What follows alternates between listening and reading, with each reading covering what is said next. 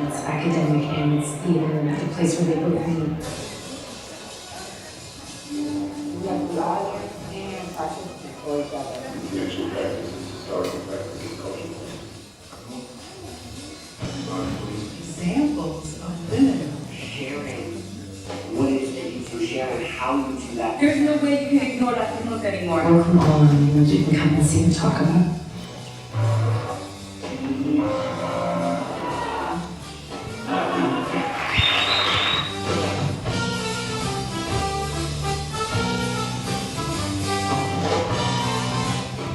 That everything has to do completely different. Theater for everybody, yes, everybody. That's it, what should be done. I think we find this in life relationships that I've already finished.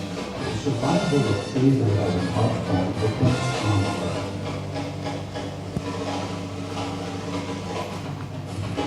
But there's room for it all. There's room for it all. So welcome, everybody, here to the Martin E. Segal Theater Center at the Graduate Center CUNY. My name is Frank Henschker, and I'm the director of the Segal Center and also the director of programs. It's a great, great honor again for the third time to collaborate, presenting this most significant award. And we are here today to honor Adelheid Roosen. And Adelheid, I think, is somewhere. Oh, here she is. Here she is with us. And congratulations again. She's the 2017 League of Professional Theater Women's Gilder Coigney International Theater Award winner. It's a great honor. We refer to it as the Nobel Prize for Theater for women internationally working. And it is the greatest honor. I don't know of another one that comes as close every 3 years in such a long search process. And really would like to congratulate the League for taking this on. It's such a big work, and we are really honored to be a partner and to also present the day here, which is only one of many activities.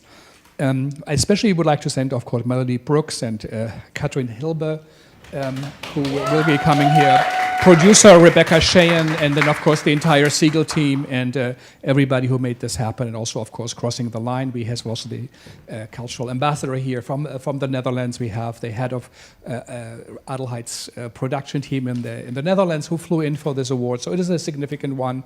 Again, thank you for coming. If you have a cell phone, please do take it out. I'll do the same. Check it over. Yeah, it's all off. So again, thank you for coming. I hope you see the schedule of the program in the printout. And now I'll give it over to the Dream Team. Yes. Well, thank you, Frank, for this lovely welcome. And Frank is one of the founders of this award, together with the League. And so we're very pleased to be here yet again, the third time around. And welcome, y'all, for a whole day, an immersive day, to look at Adelheid and how she works. And I'm really delighted to introduce Linda Chapman, Associate Artistic Director of the New York Theater Workshop, who...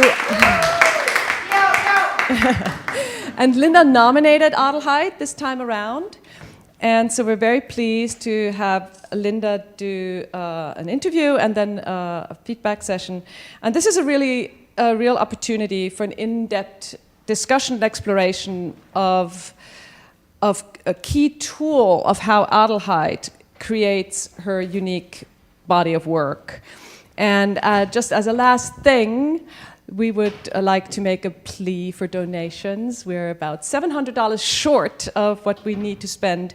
And this is all done by volunteers and all done by people who put in a lot of hours to get this wonderful award ready. And we're very pleased to have 8 of our nominees here, some of our here in the room with us. And so I will now hand it over to Linda and Adelheid. I think you can take that.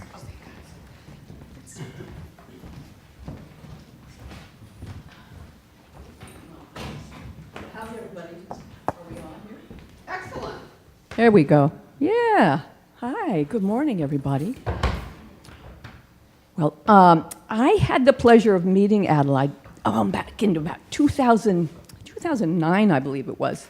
It was the end of the Netherlands Theater Institute. Anya Krenz, who is, yeah, she's an international affiliate, was the person who introduced me and my artistic director, Jim Nicola. So I got to see a little bit of the veiled monologues at that time, and there's always been a place in my mind about this incredible work. So we are going to try to take apart the life of Adelheid for the first part of this discussion. This is casual. We're going to stop a couple times along the way so that we can discuss, so that you can ask questions, so that we can go back and, everybody has probably different interests in this work. And I think ultimately what we're looking for is, how do we intersect with the work that we're doing here in New York City? I think there are some theater directors here, a number of theater directors here. Does this apply? I think this is going to be kind of the where we're going with the conversation. But let's begin. Let's begin at the beginning. I loved a story that you brought up, Katrin, at the MAM screening at the beginning. And this was a story, I think, that you told Katrin about bringing home homeless people for lunch when you were about 6 years old. Is that correct? Yes. It started, I think, when I was like 5 or... Oh, yeah, they're recording. Oh, yeah. Sorry. Thank you, Frank. Is it needed? For recording. Just for recording. For the recording. Yeah. Oh, my God. Oh my God, structures. It's for history. For history. For history. Oh, my God, for history. We're living now and we're living forward. Okay. Yeah, I was on a nunnery. You say nunnery school? Oh, you were in like a Catholic. Catholic a school? Catholic, yeah. With nuns, and it was like a 25-minute walk, which was rather a long walk when I was 4 and 5 years old. And then along the road, I picked them up, or they picked me up. I don't remember that. And they walked with me, and I told my mother, yeah, that are my new friends, and I bring them home because they also want to drink tea and a cookie. Fair enough. And was it just an impulse out of, like, just as a childhood friendship? Do you remember what you thought about that? Your parents had never said, don't talk to strangers. I know that was a big theme in my very early life, about not talking to strangers. Little girls were being picked up. And yeah, that is actually what my mother said too. And I understand that, because of course she was always afraid with girls. She had only 2 girls, 4 men, and rape. And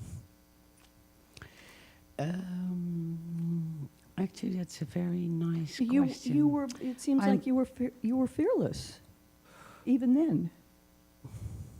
Yeah, I had a kind of just a flash of a memory just when you asked it, like,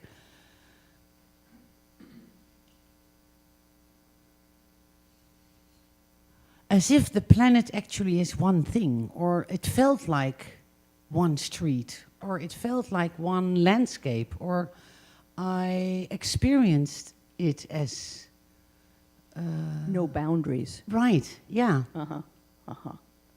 Did you have any feeling about theatrical work at that time, that early time? About making art, about making theater, about making performance. When did that enter your consciousness?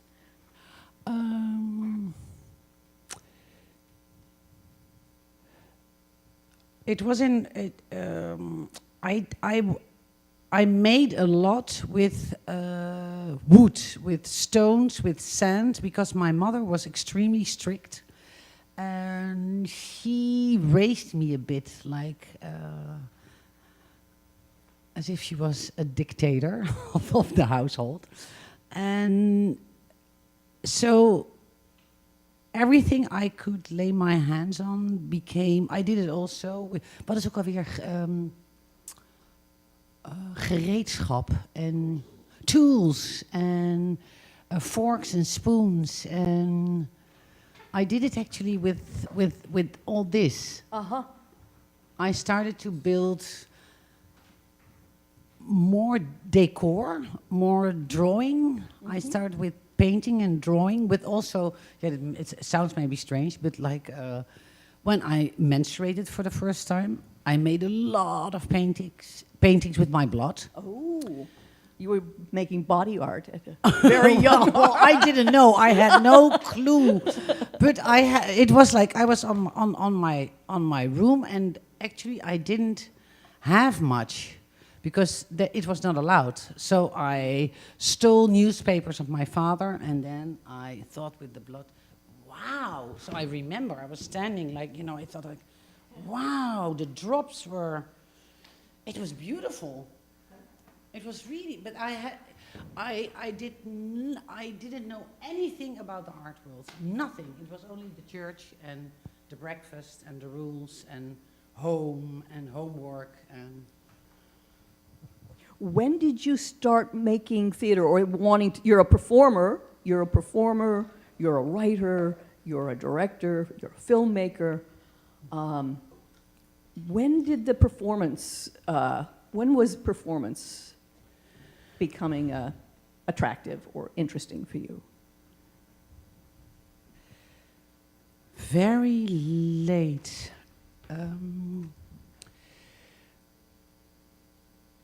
I was in the 5th class of high school, and still I was under the rules of my mother.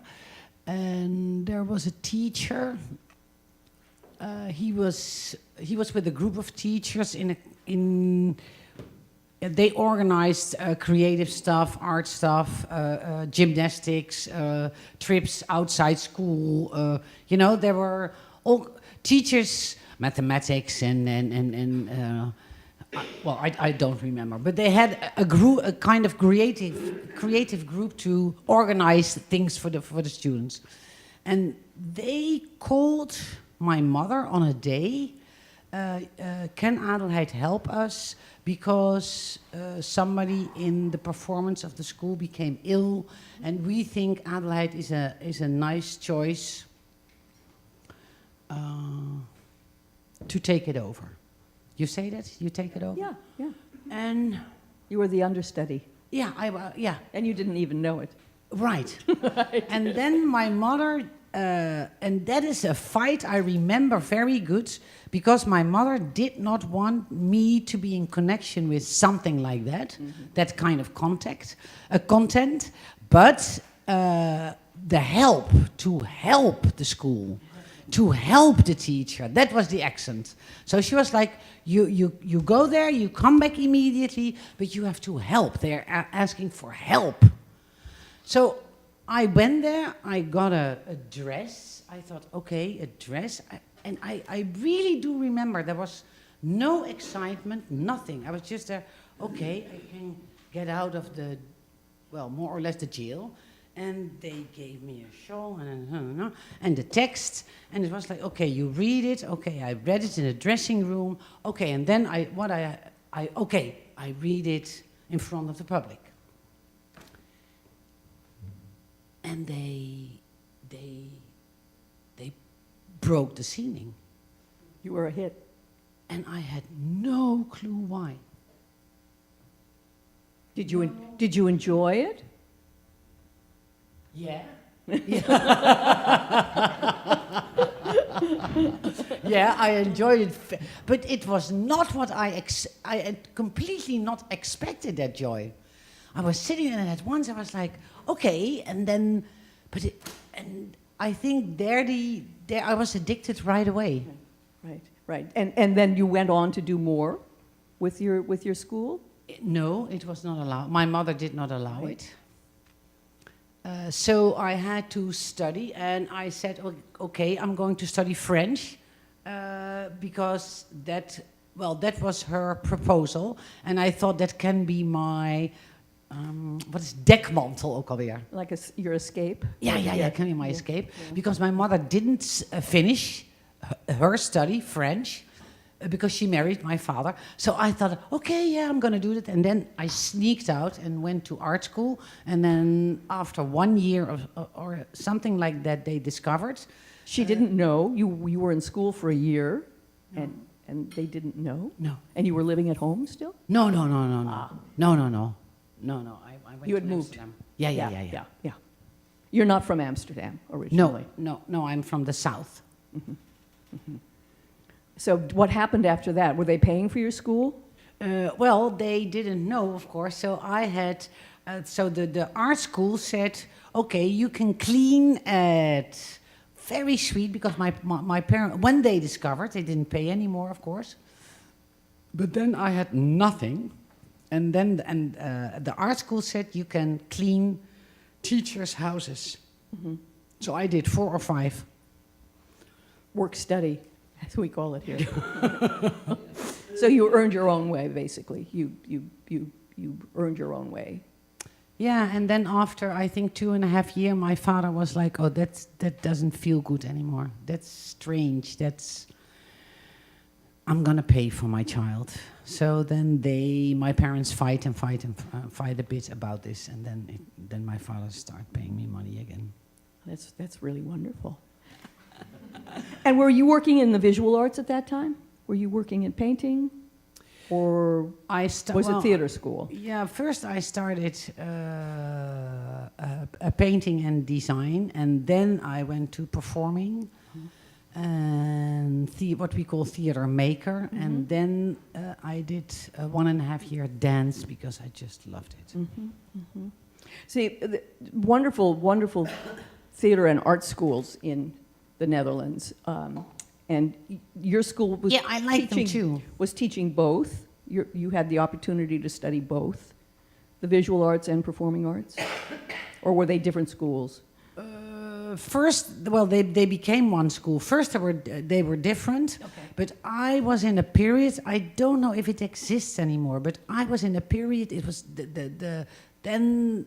Wow, the school was. I got video. I got technique. Acting classes, all sorts of designing, also like making posters, or Yes. Now, is the tuition paid for? Is that public? Yeah.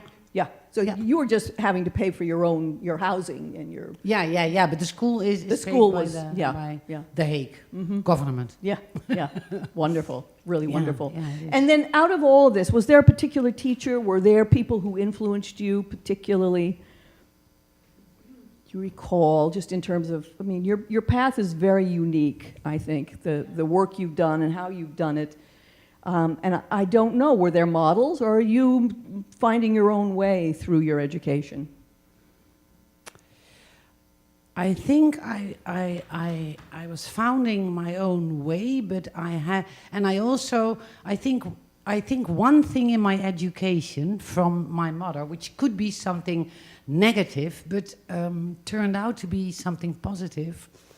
I think as a child, I was so on my own, that from that being on my own, I developed it, or I transformed it into a power. So when I entered a space or a room, I thought like, nobody's going to accept me. So I turned it around. And actually it was very painful, but as a child, it was wonderful. So I imagined like, okay, I can handle this, and I'm gonna shoot you first before you kill me. You know, that was the... You're on the offensive all the time. Yeah. And that was exhausting, but that I didn't realize. Because I had a lot of energy. But I think, and later on, that also gave energy for my curiosity. So I entered in spaces and I thought like, okay, I do not have to belong anywhere. Fine, that's my freedom. And then I entered. And that is why I think I could analyze structures. That I think like, wow, everybody is so, how you say, following? Yeah. Everybody is so... How conscious they are of filling in the way they're expected, Right. meeting expectations. Right. Where you're somehow standing outside always standing a little bit outside Yeah. and evaluating. Right. Right. And that made that I turned everything. So, and I think in a good way and in a nasty way and in a provocative way. But you know, sometimes for example, I cannot understand that people are in a row, you know, and somebody needs help over there, and then everybody is seeing that person needs help, but we don't want to lose. Nobody. And then I think like, this is the world. 40 people in silence, seeing somebody struggling over there with a problem, and we all looking. For me, it's like, but really, you know, that's my most. Maybe it's for a lot of people a cliché. For me, I can cry about this. Right. Now, this is interesting because obviously this notion of helping, even as a youngster, this was something that you did accept from your mother. The fact that that is a value that's positive and that you want to emulate. Yeah. Right? Because that was the excuse that she could give herself to allow you to perform. Yeah. Wow. But you took that on. That seems to be a value in your work to this very moment. I mean, I'm trying to pull out what these particulars are that make you so unique. I mean, and there is that idea of, it is almost a kind of crossing, you're always crossing boundaries, it seems. You know, and it's interesting that coming out of such a strict background, that you didn't rebel totally. I mean, that somehow you worked within your mother's very tight system. Or your mother and your father's. I mean, I don't know. My father was the opposite. So maybe it is my mother. I don't know. But I in my brain or in my, I always, I divided between the two of them. But I'm not sure, of course. It's interesting. And as you said, there was a lot of strife, it sounds like. Well, what do you mean? Because that's well, maybe that was just about you going to art school. Maybe that's where the strife was. No, I mean, what do you mean? I like that. What do you mean by you try to break out of your mother's system and you're also part of it? Well, it just seems to me she had very, very tight rules, and and at the same time you say you're standing outside. You're never quite in the situation. You're always sort of half in and half out of it as a, you know, social situations. I'm just trying to figure out where that comes from in the family structure and with these very tight rules, and also for a family that wasn't necessarily culturally sophisticated. It sounds like they had very strong rules, religious rules. So it's interesting to, you know, where do our incredibly unique artists, how does that come out of a very, you know, almost conventional kind of childhood? How you have made this path. It's not easy. There aren't even that many strong women directors in the Netherlands from the pieces that I know. You're also, especially for our generation, you're groundbreaking in a lot of ways. You're opening up discourse for women in culture in a way that I think is significant. Mm-hmm. Maybe it's So, I like that. How I mean, because you didn't ever rebel; they kept taking you back. I think of that wonderful piece with the Turkish mother and daughter. Somehow you have gotten them together in a space. We got to see this magnificent piece last week. They are each themselves. They are accepting and loving, but they continue to disagree. Yeah, they continue to disagree. And that's part of it. And I'm feeling the threads of that in your upbringing, I guess. Right. But I think it connects to, for example, maybe it's completely not true, but that's many times, and also when I was young, in my mind or in my heart or in my brain. For example, the row when the row with silent people or the art world itself, we all have words, and because we need words, you need a vocabulary to exchange ideas and to understand each other. But for me, that was already almost like a hurt. It hurt. So when you make the row of people who are standing silent, and it's like a social or helping problem, and also for me it is like we are not playing. So when you, for example, when you make the art world into an exclusive field, and people only who know about art can enter the art, then it's exclusive. And I do not when I wake up, I do not recognize, my soul is not recognizing when I'm opening my eyes, and I think like the whole fucking planet should be one thing, and it is one thing, and on that one thing we are all doing our own stuff. But that excluding is for me that I think like stop turning the planet and can I Get off now. Yeah. Can I get off? Yeah, yeah. But there wasn't one mentor or one teacher who particularly helped you find your way, or are you finding your own way in reaction to, or? I think because when I was a child, I was rather wild, and I think I was also wild out of panic. So, no, I know the only thing what I remember is that the teacher of gymnastics, you call that? Uh-huh.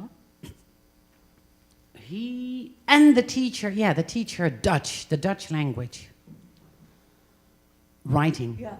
The writing. Writing in Flemish. The writing, the writing. That was the one who called my parents and said, well, she has to do something with poetry and writing, I think.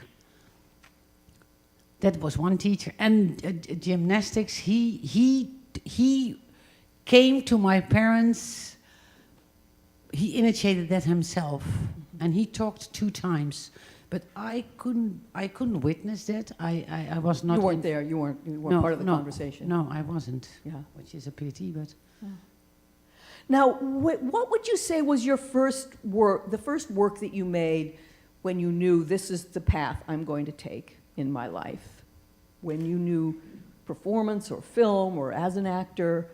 Do you remember coming out of school or even in school what that moment was where you made that commitment? I mean, you're exploring. You mean after high school? Well, you're in art school already. Yeah. Oh, right. Right. Oh, when I was in art school, that felt like another level of life. When I entered that schoolyard, I was on another planet. I was so happy. I was so happy. It felt like as if after 20 years I came home. And did you go to art school thinking I'm going to be a painter, I'm going to be a filmmaker, I'm going to be a performer? No. You didn't have that kind of intention. It was more about looking for a place to be. Do you remember why? Yeah, how? maybe it sounds very sad, but don't take it as a sad thing. But I think my mother was really a military, I think, and it is like I had no fantasy. I had no future projection. You were just living in the moment. Yeah, right. I had no. It was as if the longing was. It was more in the moment, surviving. Right. So art school for you was about a place to be. Yeah, It started in that like that. as opposed to an ambition to become something. Yeah, absolutely. Yeah. Absolutely. Yeah. So what was the work, what work came out of that when you knew this was going to be what you wanted to devote your life to? Or maybe you didn't have that. Maybe you made a piece and maybe you continue to live in the moment. I mean, Well, I continued actually with that, what you could say,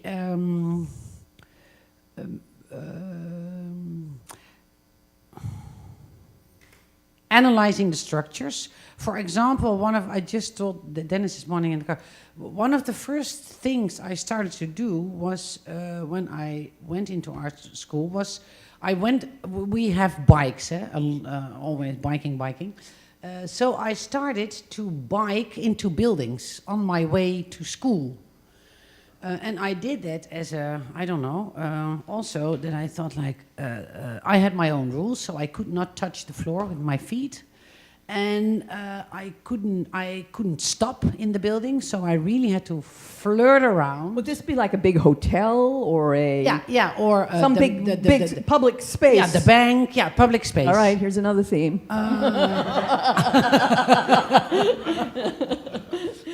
The banks, how you call the mayor office? Like City Hall. City Hall, right? This is before high security. Yeah, but I do it. I still do it. You do it? Yeah. Because now there's beautiful. Now they have the lights. In earlier days, I had to open it and then start biking inside, which irritated me a bit. Only in summer or spring when the doors are open. But now you have the lights. So now when you bike very slowly, the lights are opening the doors. 1, 2. And then I can stay on the bike. It's on the bike and you don't have to put your feet down. No, and that is because otherwise I have to turn around and go outside. Were you ever arrested for this kind of activity? I mean, you would be in New York, I don't know. No, I wouldn't mind actually, but I think you're too quick. You're very good. All right. Yeah, you're too quick. But this is some kind of public performance that you're doing. Yeah, well, and that is actually then what the teacher said, on the art school. But I was completely not conscious of, let's say, the value of art or the word or the echo of it. You know what I mean? Mm-hmm. I was completely not aware of that. Were you doing it to defy? Were you doing it? I just wonder. It was to get away with it. No. For me, it was every time. Why is nobody playing? That was all the time. All this space, all this open space. Yeah. Why aren't we on the sand building castles? It was like, but also when you work, why do I have to conquer you instead of like, oh, I'm behind the computer, you're behind. What is the problem you are in? You have trouble. Oh, nice. Oh, maybe I can solve yours. Oh, let's switch computer. I mean, the whole life. I mean, really the essence of life. I think the essence of life is not. It feels like a parallel road to build success. Instead of unfolding your soul, unfolding who are you? I mean, like the grace of developing, or how do you say, unfolding who you are. Discovering. Huh? Yeah, the discovering, right. Right. And for me, it's so strange that we build a life next to ourselves. And then do the whole day like who do you want to meet? In one performance I made closed also. It's something I did also on art school. I made circles and people were very disturbed. Let's say parents and so older people were very disturbed, and the students loved it. My colleagues. It was like. I made circles of people when they end. I invited people, so I made circles. And then I asked teachers and students to go into the circles, to mix a bit, and then play that fabulous thing we do of hierarchy. Like you belong and you don't, and you belong and you don't, you know.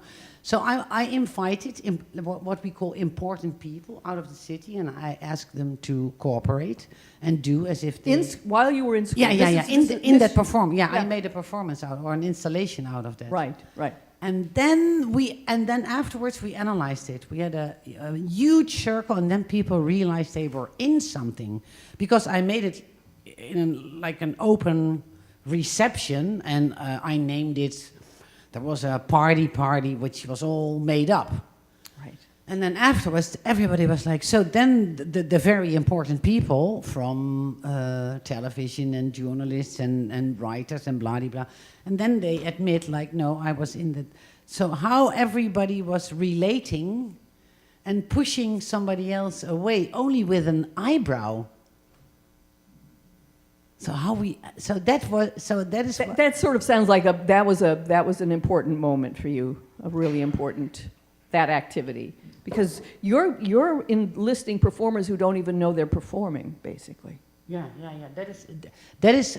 That is exactly what I actually discovered in art school. Right, which still carries. That's, I think, one of those basic values that still we find in your work, of going out into the community. Anybody can be a performer in your world if it relates to the subject that you're because investigating. Yeah, and because maybe that's what you mean. Like, and I make a world for Hava, for example, the mother of Nazmir, who is like a traditional Muslim mother and not an actor at all, but really a mother. So I also start with her, Hava, when I put you on a chair, can you close your eyes? Okay, in the reverse. What is the color of your dress, you think? So I also try to develop her clothing, but also the space, because I want her to be comfortable, because she is not the actor. So what do you see when you see an Arabic living room a bit? You see a mosque, you see... of course, I give suggestions, what I thought, to make her feel at home in the decor, so that it's her world. And how did you develop that ability to work with non-performers? I mean, this, again, this is something you have very particularly developed. Yeah.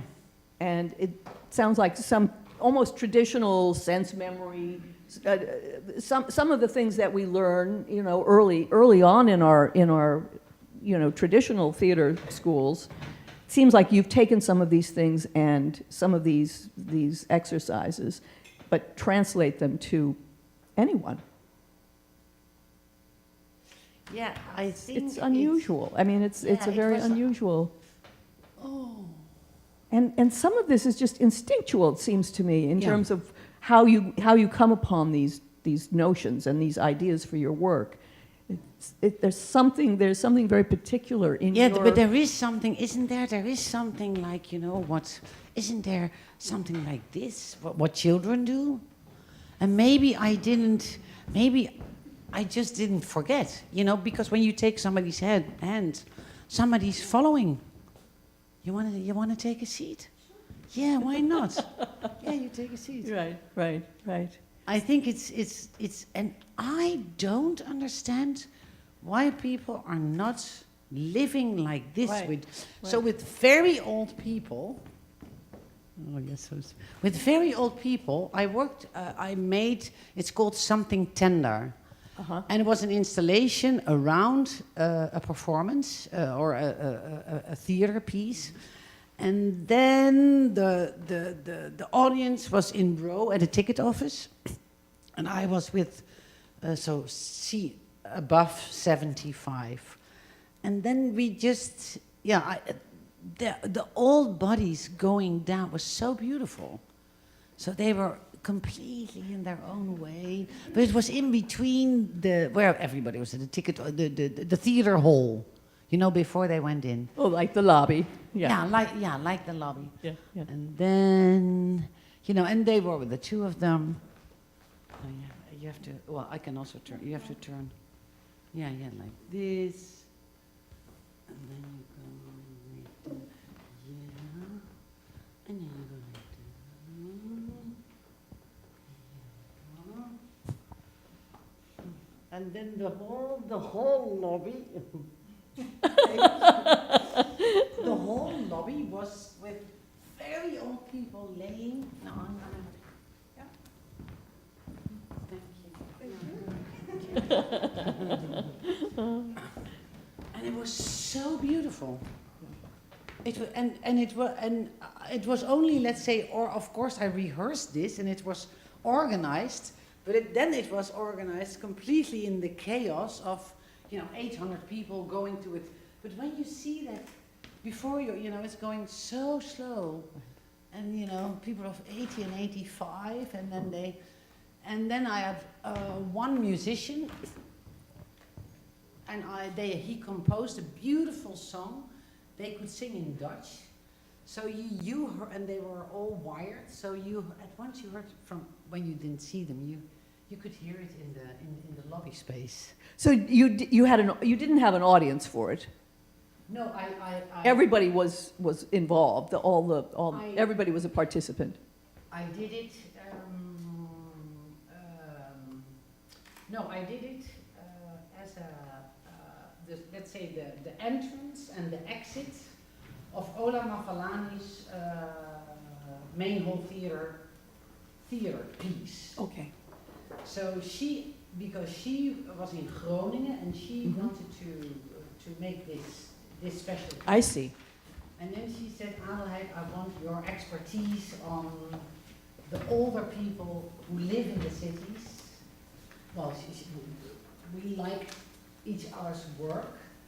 So that was like, I did a few co-productions with her.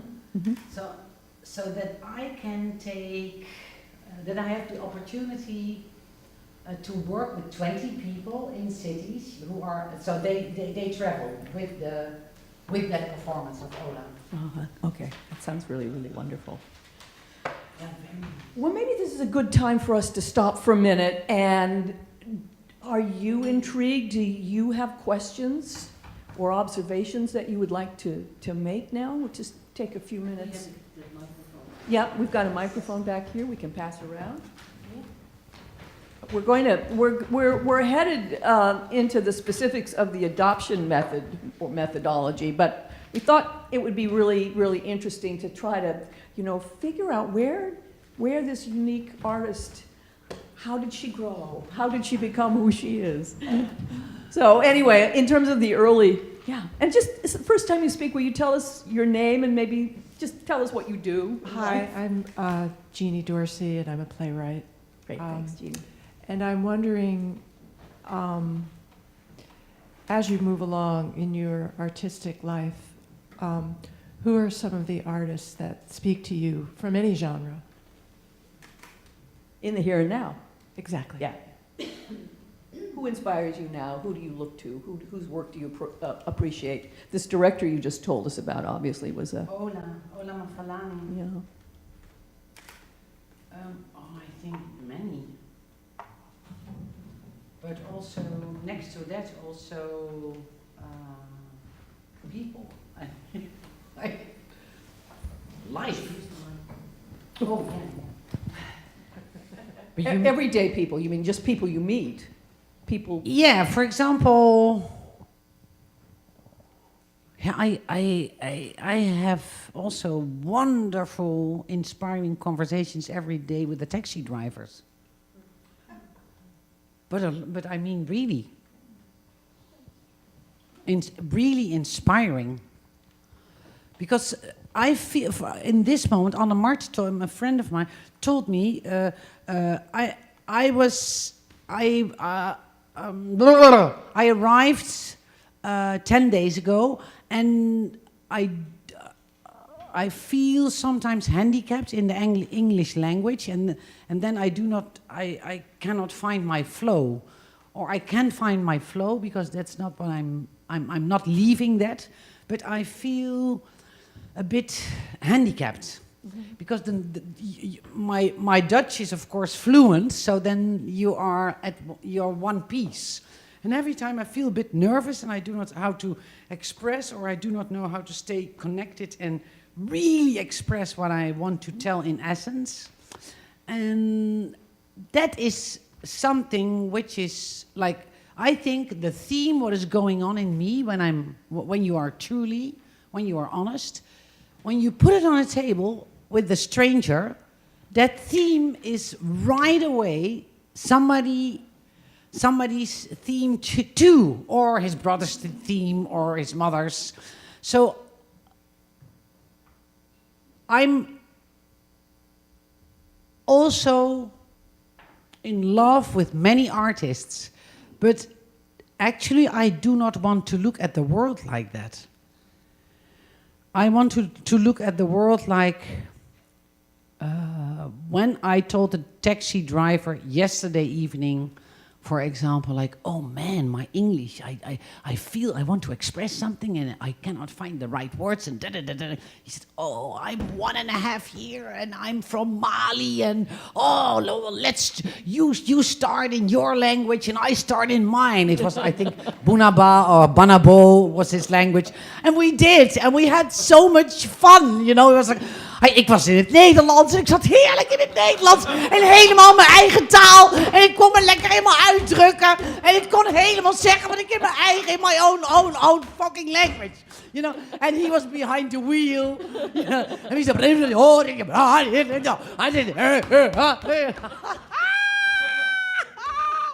and we were like, and Annemart, and it was because Annemart said before I left her house, like he said, like, oh, this is like what migrants have. They are so fucking intelligent. They study, and they cannot express themselves. Whoa, how horrible. And I think that you may not express whatever job you take or find or choose, you may not express. I think maybe that is something. The true, that what's really going on. As you say, we have to put on this outside, this exterior sort of mask, or play by somebody else, or not play. By other people's rules, by some kind of societal dictate. Yeah. And it seems like that again for you, even since from 4 or 5 years old, you were negotiating that territory. Yeah. So the individual, anybody can be your subject in a way, in terms of. Yeah, because I think when I left art school, for example, you say like, did you have examples? No, but I had not really as teachers, but I had, for example, I had no clue. There was a director of a television channel. He came to the performance, he asked me afterwards, and he said, you have to make at 12 o'clock at night the late night show. Linda, I was 1.5 years working. Why fucking me? 1.5 years after art school. I couldn't believe it. And then I said to him, okay, I was so naive in it. And I said, and then I was busy in that moment with transgenders. So I said, yeah, I'm going to do that in the middle of beautiful time, 12 o'clock at night. I'm going to interview transgenders in a process of transition. Thanks. And then whole Holland was shocked. You know, they were all shocked. And I was like, oh, guys, very good. Then the next. Yeah, so, and that is actually the same. I was having a big interview. It was a scientist, mathematics, a man who transitioned in a woman. And that was the same. Mm-hmm. I thought the beauty that somebody wants to become who he feels she is. Yeah. And that is the same with Alzheimer. It's the same for me, like, accept the Alzheimer, because my mother is now becoming not somebody how she was yesterday, but she's becoming somebody now, a new somebody. Every moment, at every moment. Yeah. So it's everyday life. Everyday life is the inspiration. Now, every person she meets, I think. Yeah. I'm sorry Annie Hamburger can't be here. She's saving lives of teenagers in a production in Houston. But she has a similar philosophy and methodology. And the most significant thing is her goal is to open up conversation with people who would not ordinarily talk to each other. Yep. And I know that that's what you're doing, not only within the theater community, but beyond. Right. This is Joan. Joan is one of our founders, one of the founders of the League. Oh, yeah.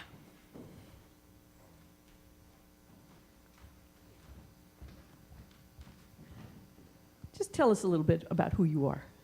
I'm Birgit Helbling. I write for the theater in Germany and Switzerland. I'm one of the nominees, and I'm delighted to experience Adelheid at the moment. I have one question. No, it's really great. I have one question.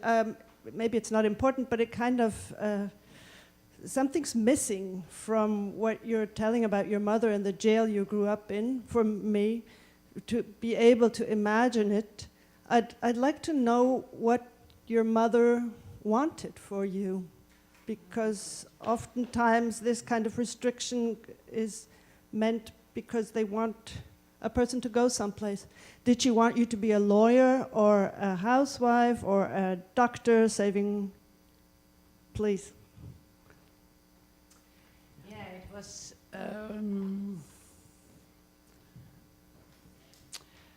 My mother wanted to continue the what you call the status. You call the status the level of the family.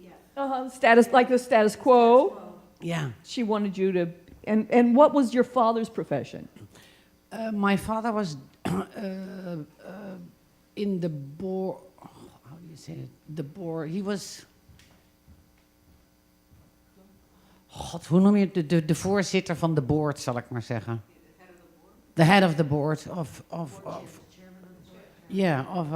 firm. A business. Yeah, he was a a business. businessman, basically. Yeah. But your mother stayed home, or did she have a profession also? No, and then I think that was maybe her pain. My father left her completely free. Of course, I think they were married in 1926. So that period. No, she was born.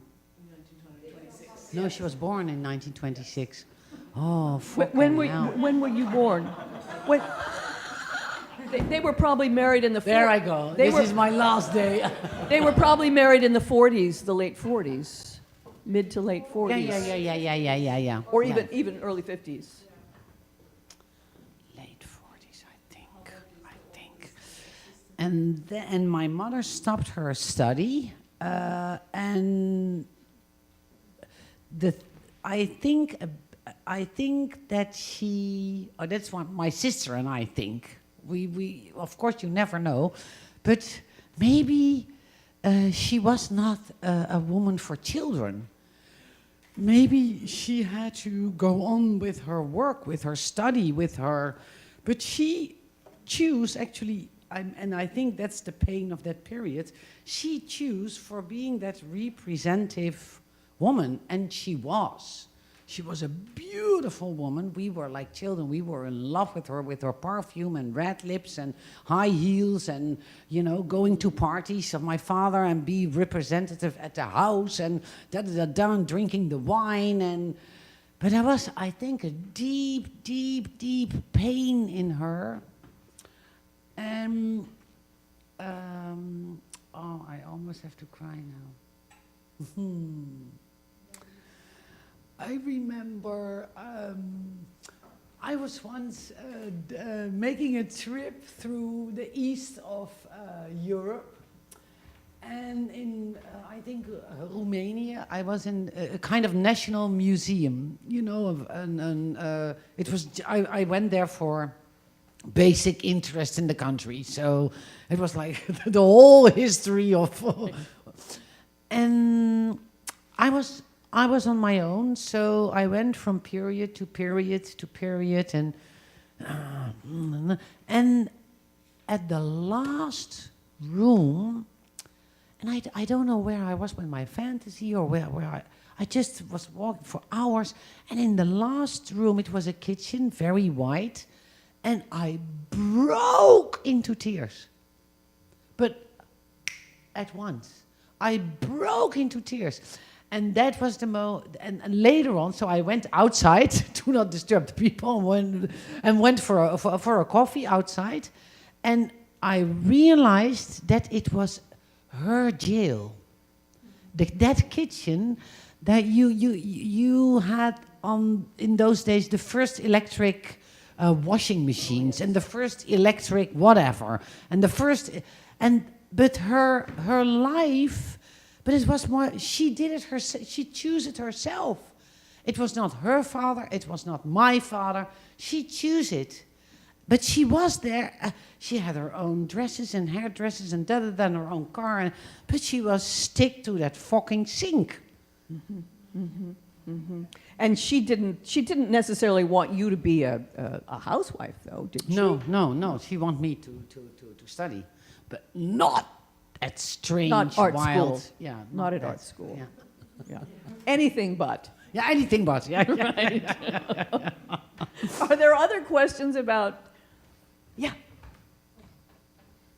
Oh, and then you. Okay. Thank you for the question. Yeah. When you took the... Tell us who you are, I'm Nadire Bozigit, I'm an architect, and my son just started in acting school. After Princeton economy degree, by the way. Yeah, you took different circle of people. I was wondering, like when you took the conservative mother of Turkish lady, were there any audience from her own circle, conservative people, came and watched and were influenced by the play? I mean, because we say play is for, public, art is for public, not art. Yeah. What do you think? I mean, were they influenced by, did they come to watch the play, these people? Yeah, when I can pay it, so that's always the fight, but almost all my plays or shows or performance or I put a huge pressure on my office to invite them so that they come. And with this play, No Longer Without You, with Hava, the traditional mother, you saw it, I know. We went for 2 weeks to community houses, so really to her own communities to play it. And we did a Q&A afterwards. So yeah, Hava was actually that was actually her first realization. So of course for her it was like, whoa! It was a complete new world where she stepped in, so courageous. But the community houses, then she was like, oh! Then she was surrounded by veiled women. And then at once she realized, oh my God, this is my own community. I mean, the reaction of the people who watched. I mean, I saw like crossing on the advertisements, the commercials on the bus stops that were crossed or the breasts were colored. Did you get this reaction from the people of audience or conservative, or can you see the body language at least? Yeah, but I'm actually, for me, it's the same like, for example, with the veiled monologues, we got a bomb threat. And now I talk about it because it's so long ago. But on that moment, I didn't talk about it, for example, for years. Because I think all around the world, people are actually everywhere the same. So do you have very conservative people in the mosques or who saw Hava doing this play and who got like frustrated by it because she had to defend more? Of course there are. Are there people who say, let's take off our veil, all of us, at the other side of the spectrum also? So maybe because I work with so different, or let's say difficult subjects, for me it's getting a bit the same, like you go from white to black and every color in between. Yeah, it's always there. But actually, little groups, not so. Small groups. Small groups, yeah. Do you think that's easier? That makes it easier to have these kind of conversations? No, I mean like with small groups, the critique. Oh, the critique comes from small groups. Yeah, always. Yeah. There's always somebody. Yeah, but that's the area you're working in also. Yeah, but Now- I like the part. Let's say I like the area where you can develop the dialogue. That is interesting. But let's say the really The conflict is not so No, interesting. no, The no. dialogue is what you're after. Yeah. Did we have another question? Yes, Carmina, I'm Carmina Laro. He's also one of our. Yes, wonderful. Hi, I'm Carmina Narro. I'm a playwright, producer, director, and one of the nominees. I'm very glad to be here. I'm very glad to see you and know you, because I didn't know you really, Adelheid. I have a question, and sorry, my English is awful, but there is no translation. It sounds very good to me. Okay. Well, when it's a question is when you the people, when you did the performance, the great performance in Mexico with Daniel Jimenez Cacho and the safari for Tepito, the people doesn't feel used, the vulnerable people, the poor people. Do you? If they feel used, you mean? Yes. Objectified. Exploited. Exploited, objectifited. Yes. Yeah. I admire you first. No, I respect. I think never. I never experienced it, but I think that is, you have to help me to explain this. You all have to help me to explain this very well in English, and I do not mean it as a, let's say, as a compliment for myself, but I want to make it very clear in the art. And so, thank you for your question. My answer to your question is no. And why? And it happens often. Then you would say, answer to this question is yes. But the thing is, I am in that fucking row. I live there. That's the difference. The thing is, I live in that row. I live in the communities. I live in the districts. I lay on the floor for days with junks, with people. You know, people are living in my front door. You know, and the thing for me is what I try to express all the time: the beauty or the essence, and then you can say, yeah, do you make art with it? Yeah, I make art with it, or I don't know, the forms just come. I have no clue how or why or where, but the essence is, for me, there is talent in that human being. So when I, and that's also the method. So my actors are living in the houses of complete strangers. And of course, the people in the district, in the neighborhoods are like, oh my God, do I have to play? Oh my God, and for how long? They cannot even imagine. I have a rule, like we explain 4 times, you know, during a few months, to say like, it takes weeks of rehearsal. Then you go there, and they say yes on a certain moment, but they of course they cannot imagine. Same like I couldn't imagine what snow was, you know, before I really played in it. But the first time I had no fucking clue what snow was, you know. So they don't have that clue. But then when I start with them, so when they are going, then it is just what we do. It is like, I relate to you and also to the people in Tepito, and also my Spanish is bad, but I relate to you. So what my method is also most of the time, you can do better. You know, it's like you, come out, you. Where is you? That is the whole thing is to get you out of you. And then people start growing immediately. That is the thing. It's not like we are from the art world, we are entering, I'm going to look at you. Yeah, maybe you move a bit like, no, you know, that's completely not a thing. It is you are living. Okay, I follow your way of living. And then I make a scenography out of your natural move. And I think like, oh, wow, can I move this and this and this? Can you do the same? Is that the way you walk? Wow. Well, it's this play. We come back to play again, and it's also, you're not taking anything away from somebody. You're adding to. Yeah. And you're not also, it seems, you are going wherever this person is going. You're not making them do something. No.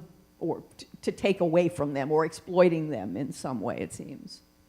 Maybe, Linda, go ahead, one more, and then let's... No, Linda, this will be quick. We want it, and it's a perfect, I think we've now just This is an set up for- observation. This is an observation. This is not a question. Okay. I want to thank this wonderful lady for her inspiration today, but above and all and beyond that point, all of us have to retain our child within. What I'm seeing here, when you're saying sense of play and let's build a sand castle and not leave that sand barren, go into that lobby with the bicycle, let's shake things up, let's move it around, let's think outside the box, and always retain that laughter, always on the verge of laughter. We take ourselves too seriously. We're going through some very serious things in this country, and the only thing that will really heal us is knowing that we are unique, that we are special, that we have humor, that we can laugh at some of the problems that exist. What I hear from you is that always you are having an active child within you. The child keeps getting richer and richer. That's what I love you for saying all of this today, because I believe wholeheartedly, and any of us who teach acting know that a lot of our training today goes to students who don't laugh enough. And that's one of the major problems I see. So thank you for that. It's lovely. Anne Marski, jij wilt zeggen, schat? No, I just, you already explained, because I think it's interesting, you asked about if the people didn't feel misused. And I wanted you to explain that it's the adoption technique that you really... Well, this is exactly where we're going. You started already explaining. This is exactly where we're going now. So you set it up beautifully about the adoption technique. I just want to lay a few of those, maybe a little bit of your practice in terms of the adoption methodology. Where did it come from? I mean, that's it. When did it become, when did you name it? When did you name it? Well, I was fascinated by a woman. Oh man, I was fascinated by a woman in the also, you know, like with the in public traffic. Yeah. And she lived in a shelter house. And then I thought, and I was talking with her like 30 minutes in the tram, and then I was like, wow. So I thought, can I visit that? And there I did my first adoption. So I went Which to is like a homeless shelter. Domestic violence. Oh, Sorry, a shelter. sorry. Somebody who's yes. Sorry, like a safe house, we might call it. Safe house. Yeah. And then I lived there for 2 weeks, and then the lady of the house, the business manager. You call it business manager? Well, I don't know. Is this is this a manager? The public. It's a public. Yeah. It's a public. Yeah. And then like a social worker almost, or the head. Yeah, we say, hoe noem je directeur hier? Gewoon een directeur. The manager, director. Yeah, the director. Same like regisseur. Director, manager. Oh, the director, manager. At any rate, yes. So that was my first adoption, to live there. And it was you who did it yourself. Yeah, I did it myself. Yeah. And then I said to my, and then I don't know how I just explained it to my actors. I said, here's a bottle of whiskey. There's no discussion possible. So when you want to be in my next piece, you have to live in a house for 2 weeks, also overnights. No discussion. But here's the whiskey. You can drink it tonight and go out of the roof, but you have to do the actors make the relationships with the people that they go live with? Or do you set that up for them? Or do they have to make those relationships to begin with? We do so there's a... You have an area, you have a group of researchers. Of people who yeah. And then I myself and Lauren, my assistant, we bring the actors to the houses. We take a present, we have a coffee, and then we leave. And then we visit in those 2 weeks, and they develop the relation, and they, in the end, will develop the scene and play together. But for example, I was asked to be... ik kan al die woorden niet. Voorzitter van de vakjury. The chairperson of the jury of the National Theatre season. The chairperson. Okay, thank you, Dolf. And then I said, yeah, I'm going to do that if I can install a neighborhood jury. Aha, yes. So why isn't there like women who never been to the theater? Because why and I. Why is it always experts? Yeah. Right, for me, right. so, and then I installed that. There are now already 5 through Holland. And the stories. So I said to the jury, but also a lot of people go to the theater. I said, they say, oh, Adelheid, the neighborhood jury. Wow, what nice. I said, yeah, you are going, why? Always in the end, why? Okay, you go to a theater piece, you have your white wine. After 10 seconds, you saw the piece. You are not talking about the piece anymore. You are talking about your new dress, the climate problems. The taxi drivers are awful these days. Da-di-da-di-da-di-da-di-da. And that was the theater piece. Yeah, wow, Halina was wonderful, really. But the neighborhood jury is in the audience, do not speak the language well, is in tears because they see a man on the stage that was an example, with a bottle, and they were remembering the whole clash with the father who was an alcoholic, and they come out, they talk for an hour about what they saw. Yeah. And that's the same what I did with Toneelgroep Amsterdam, with Johan Simons, when I did The Crossing. I took 100 people, but in every city where we played, in every city, 100 new people to cross through the piece of Johan Simons. So he played Danton's death. And we walked in with 100 people, and then during the piece, and then at the end we came back on stage. And then we undressed. 100 people undressed themselves. So beautiful. They just did their bad ritual. That is what I asked them, and they were willing to do that. Yeah, and Johan was not. I mean in a good way. He was mad, but in a good way. Did he know you were coming with 100 people? Yeah. He knew. We did the rehearsing, but he never saw the ending because he was, Johan from from Paris to to the Ruhr Triennale. He's a very famous director. He's a very famous, wonderful Dutch director. Yeah, he's wonderful. Yeah. I love him. I like him. But he was like blocking the elevator and said, Adelheid, how did you rehearse that? He was really. I said, well, Johan, I didn't. Well, rehearse. No, well, we were together many times for hours, and then we were talking so how do you undress before you go to bed? lie down quite a lot in between. And Yeah, Yeah, yes. I never thought about it ever. I kind of want like take off a shirt and then sit down and type on my laptop or read something, and then I'll take off a shoe. Yeah. Beautiful. You know, it's like, so when you interview people, then everybody is doing it on their own way. And already this is like a kind of, you think like, oh, but that is a scenography in itself, no? Right, but it's an improvisation. Right. Yeah. And how do you find the 100 people in each town and city that you... That is the work. That is really the work we do. Yeah, that is a lot of And they're work. all from the same community, the 100? Or they're people from various communities? Yeah. Oh, yeah. From all kind of districts in Holland. But it was a knock.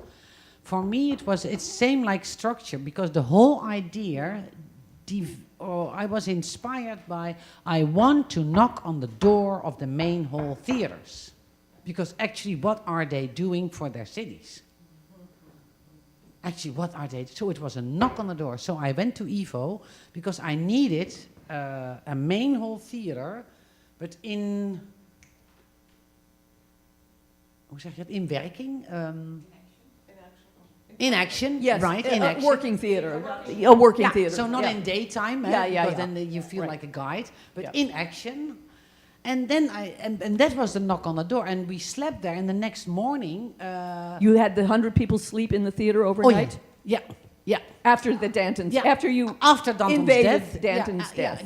After the invasion. And the 100 people took their clothes off. Yeah, took their clothes off, and in that ritual, the actors of toneelgroep were taking their applause, which was a beautiful... All on the stage together?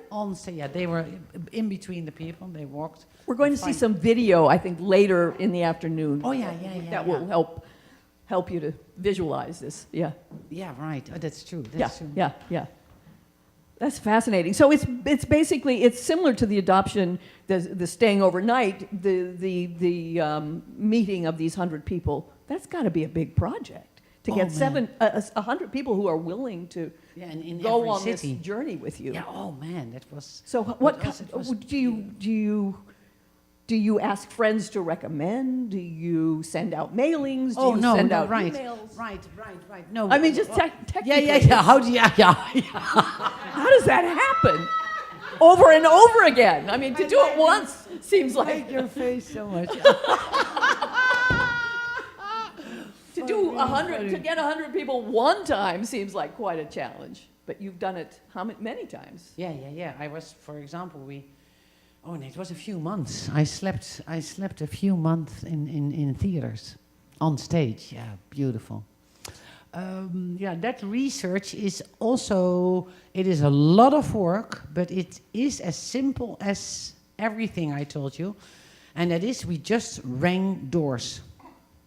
So we go on the bike, and everybody thought it was, journalists in the beginning all thought it's a metaphor. Yeah, Adelheid, that's the metaphor. But now, how do you collect the people? I say, no, it's not a metaphor, it's for real. I go on the bike for 20 minutes, we go to the districts, we put the bike... You and the other people in your company? Yeah.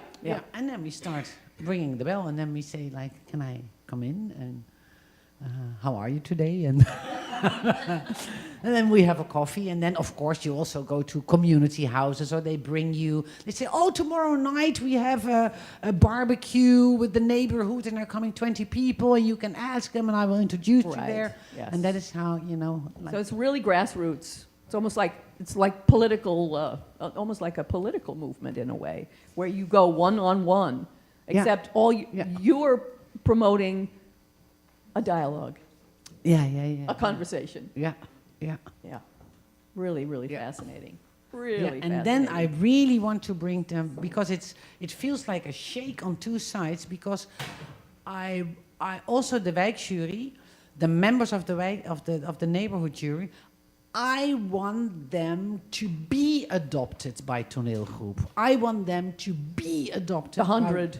No, the jury, the jury, neighborhood jury. The neighborhood jury, yes. Yeah, the neighborhood. Yes. So I want them to be adopted by the manager, director of the main hall theater. So, and that is also, so I make the posters that the wijkjury exists of the the general manager and one of the members. So that is all the time. So also in the publicity, I want that adoption methods to be clear. So, but also that there is no hierarchy. So, and then that adoption is of course not sleeping, because that's for this performance, and that's not 2 weeks in a house. But then I tell them also to the managers, there are 5 connecting points this year. So you adopt now Katrien, because Katrien is a member of the wijkjury. You are the you are Ivo. And okay, so you have 5 connection points this year. So she will eat at your house one time. You will eat at her house. This is personal. This is not institutional. This is personal, one-on-one. Well, yeah, one-on-one. Yeah. And from that one-on-one, I make a poster to make it more universal. And Ivo has, now you have to understand, in the Netherlands, they have it's less than it used to be, but it's still a very beautiful system where each of the bigger cities and towns has a state theater it's a little different.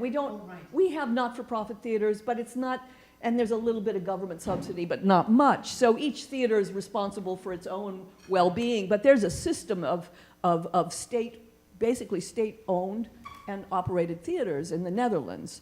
And Ivo van Hove is a big high art director. My theater has worked with Ivo for almost 20 years, so I feel I know something about him, and it really is, he's embraced you. Does he go and have the one-on-one with the members of the community? He had like the first neighborhood jury was like, I think 8 years ago now. And he was the first to adopt them. So I took. So he was the beginning. Yeah. So he led the way. Yeah. Which is very good. Yeah. Really, really wonderful. You know what I would love to do? Yes. Yeah. We're going to wrap in a couple of minutes, but I wonder, we're going to take a break, and when we come back, would you perhaps engage us as if we're potentially people who might be doing a project with you? Yeah. Because we want to do, actually, we really want to learn about this. We want to learn about what this play is. But how better than, and especially since the way you're describing it is that it's always in the doing. Yeah, it's in the doing. In the doing. So maybe if we're being recruited as part of 100, we'll actually get we may end up going on stage and taking our clothes off. Who knows?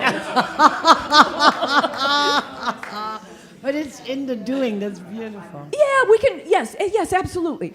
So at any rate, we've got a few minutes. Do you want to ask any more questions? And then we're going to stop at noon and take a break. So other questions? Comments? I'm just curious. Melanie. Sorry. No problem. Yeah. Just a logistics thing. Yeah. When you're going into the actors, whatever, are living immersed in the community for a week or two, are you compensating the families that you're living in? Or they're now just responsible for another mouth to feed? And are the actors, I'm just curious about the logistics. Are the actors following them wherever they go all day?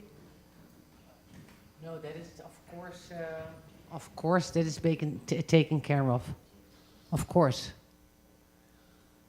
So you're contributing back to the households. Of course. They Sorry? Is it privately funded? Well, we have a complete different system. So I even do not know what privately funded means in, your context and mine. Well, we do a lot of all of our not-for-profit theaters need to fundraise, and we have so little government subsidy, and there are foundations and a few corporations, but there's not enough to go around anywhere. So everybody's dependent first on box office these days, and also on individual donors. It's like the feudal system gone crazy. Not one, you don't have one benefactor, you have hundreds of benefactors, and you need to be constantly. But that's what I do too. That's because the urban safari costs money. because you have so many people, local people, and I want all the local people to be, you know, really related to the play, really related to us so that they feel at home.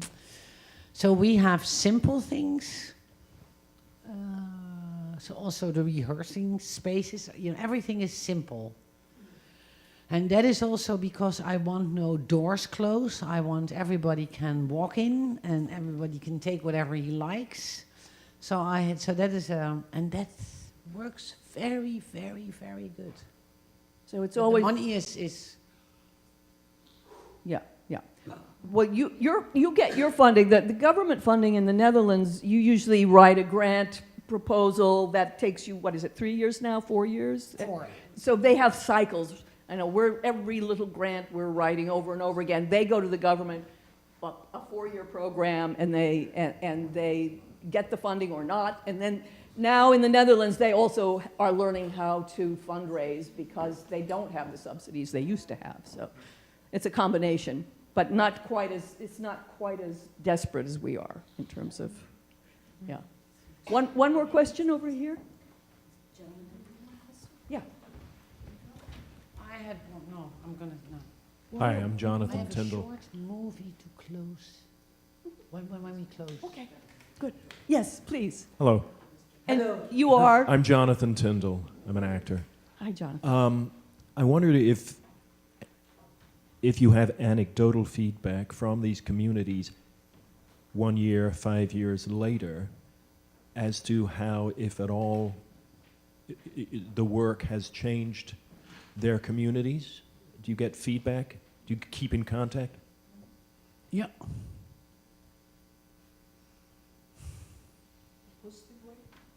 Is it a positive? Do you have ongoing relationships with some of these people? Very much, but my actors are extraordinary, I think. But also, I think also because this, let's say, the method is so real, is that actually also we make everything easy. So, for example, this at the end of the season, the beginning of the season, Christmas, that kind of moments, we always invite everybody. We always pick a community house in a neighborhood. So also for our officials and my board, I also think that's good. You travel a bit, you know. You go to something else than when you are used to. Well, they're on your board. They better, right? They Exactly. Exactly. Yes. They know what they're signing on for. And still, I have to educate them a bit. And also there are, for example, when we initiate every year a new neighborhood jury, then we try to, hoe kun je dat zeggen, overdragen, to bring this jury to another theater group, for example. Yes. So that you're mixing between. Yeah, when they don't want to stop, I'll initiate every year a new one. Right. But then I'll try to bring them to another theater group. Right. Because somebody has to, to organize them. And in the new neighborhood jury this year, for example, are a few adoptions of my last safari, which I ended last June. So we did that from January till June, that project. And then the performances are 2 months in Amsterdam, May and June. So then we ask these adoptions to be part of the... So we open that up. So when they say no, then they are still in contact, but then they have the possibility... They can always come back. Yeah, they can come back, and I think it's more. And what I do, well, that is something I am very grateful. For example, to you, Dolph. Dolph, for example, was ambassador in Mexico, and he did, in my opinion, a beautiful thing, which was exactly what I mean with the work. So when you can say follow up. without that I ever spoke about you, about it with you. But you did a follow-up of the work I make in the real life. Because there was a huge reception in Mexico. And of course there are, well, you know when the ambassador is giving a reception, you know more or less, I don't have to explain what kind of people are invited. And then Dolf invited everybody who was part of the urban safari in Tepito. And Tepito is a neighborhood, yeah, you know, of course, because you're from Mexico. In the middle of Mexico, it's a dangerous neighborhood. It's a criminal neighborhood. And, you know, well, you just saw the pictures of Daniel, who is he's from Mexico, a very famous actor and director. And I made it with him over there. And then Dolf invited the adoptives, who are all, you know, poor people, the scooter guys, who's like a criminal local, yeah, well, I had to. You know, there were no other motorcycles. They were criminals. Yeah, that's Mexico. Yeah, you know, the corruption is from here till there. So unlike the United States, anyway. So and then Dolf asked them to the reception, and it was so touching because they were all in the aftershave. You know,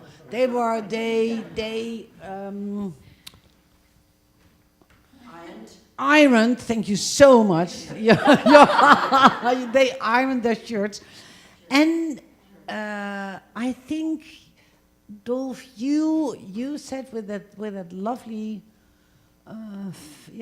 Gentle mood of you. You said afterwards, because I couldn't be there, and you said afterwards to me that the servants from that reception were a bit disturbed because they didn't recognize, let's say, that even the people of Tepito were in hierarchy lower than the servants. So they were, you know, they didn't know where they were anymore. Oh, Linda, Yes. unfortunately, the time's Yes, up. yes, we must stop. We need a little break. Everybody needs a break. But then we will come back and we will... Those are possible? Yeah? Only to finish it? Well... We can show it right at the beginning. We'll take a shorter break. We'll take a little bit. We're already cutting ourselves 5 minutes. 10 minutes, so we'll do 10-minute break. We'll do 10 minutes, and then we'll come back and do video. Do a little more video, and then we're all going to... And then you can... you can bring us into the process. Okay, thank you.